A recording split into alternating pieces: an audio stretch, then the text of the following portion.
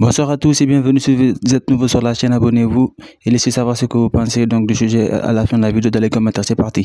Donc aujourd'hui Arsenal joue donc face à Brentford, donc je vais aller sur le site dans le stade de Brentford.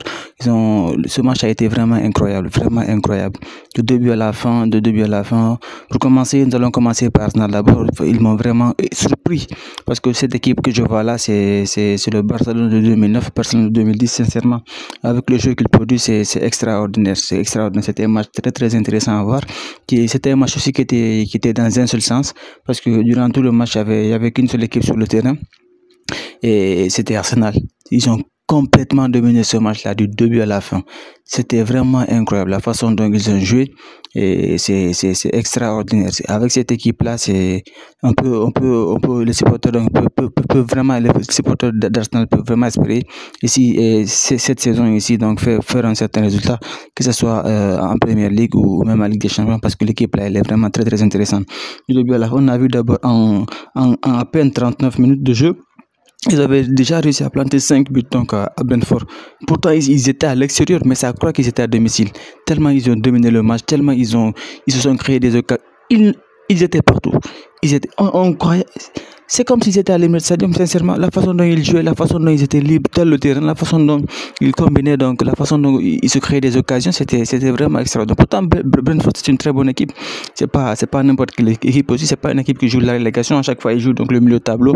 Donc c'est une très bonne équipe qui a l'habitude même de gagner face à des équipes telles que Manchester City, Manchester United et autres. Mais là, aujourd'hui, on n'a pas reconnu le Brentford. On les a pas vraiment reconnus parce qu'ils étaient à domicile en plus devant leur public. Mais Arsenal les a complètement marché dessus, complètement du début à la fin. Il y avait pas de jeu, sincèrement, parce que le ballon n'était que dans les pieds des Gunners. Du début à la fin, ils ont complètement dominé le match.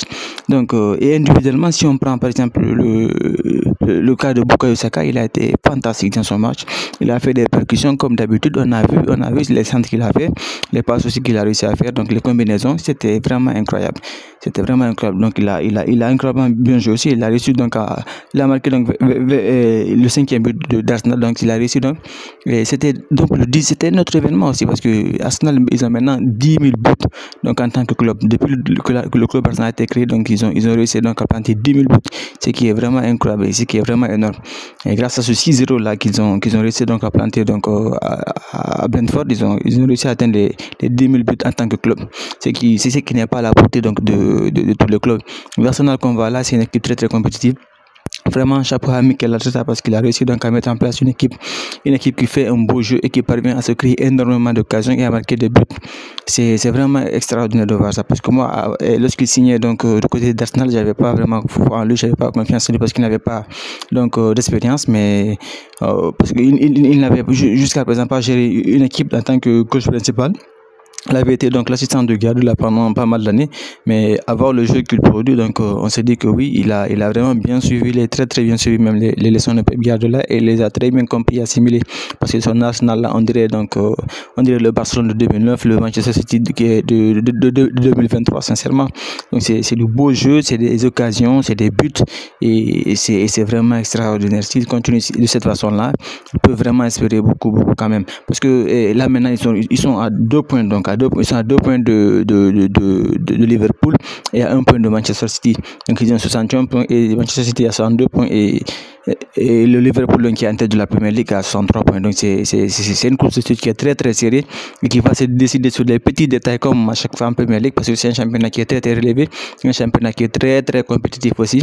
Donc chaque année, c'est vraiment, à mon avis, c'est vraiment le meilleur championnat du monde, parce que chaque année on assiste à ce genre de situation là. Il y a pas beaucoup d'écart donc entre les 4 premières équipes.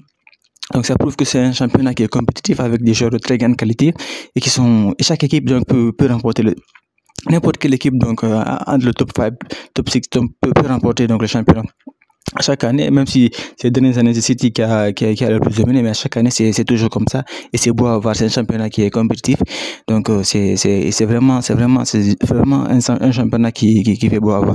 Au-delà de ça, il y a du côté de Brentford aujourd'hui, ils m'ont beaucoup déçu, quand même, énormément déçu, parce que d'habitude à domicile ils sont bons, ils ont battu les Manchester City, les Man United à domicile, même Arsenal aussi.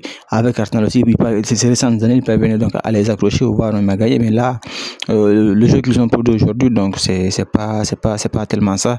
Donc peut-être que l'absence de leur attaquant phare, donc et USA ici qui est le joueur congolais, peut-être que ça aussi ça c'est un peu affecté donc leur équipe, mais à mon avis donc c'est pas bon, ça, ils n'auraient pas dû encaisser autant de buts. Pourtant, ils ont joué dans leur dispositif habituel, donc le 3-5-2, mais là, ça pas vraiment été à la hauteur des fans parce que dès la seconde période, après qu'ils aient déjà encaissé les 5 buts à 0, donc on a vu les supporters de Benfica qui quittaient déjà le stade.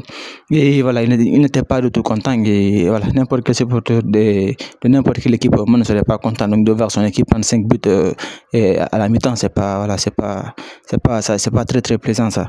Et au-delà de ça, vraiment, c'était un match intéressant.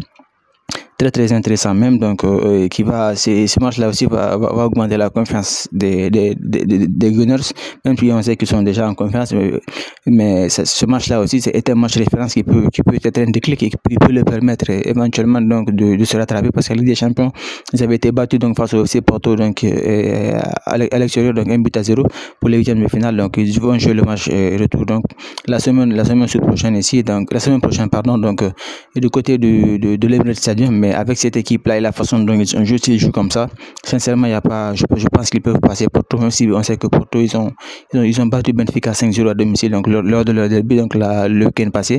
Donc ça sera intéressant quand même. Si Arsenal a produit le jeu qu'il a produit là aujourd'hui face à Porto, franchement, je pense qu'ils peuvent passer. Et face à n'importe quelle équipe ici, et actuellement, donc ils peuvent espérer un résultat. Sincèrement, avec l'équipe et la façon dont ils jouent actuellement, c'est vraiment incroyable et c'est très très beau. C'était un match très très satisfaisant.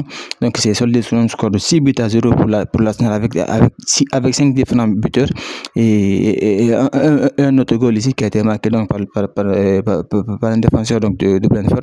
On a vu donc les attaquants, même les milieux de Clan Rice a marqué. Donc il y a eu Martinelli, il y a eu Odegaard, il y a eu Havertz aussi qui joue en pointe. Donc il y a même eu Benoît, le latéral droit, donc qui a réussi donc à mettre le 6e but en deuxième mi-temps.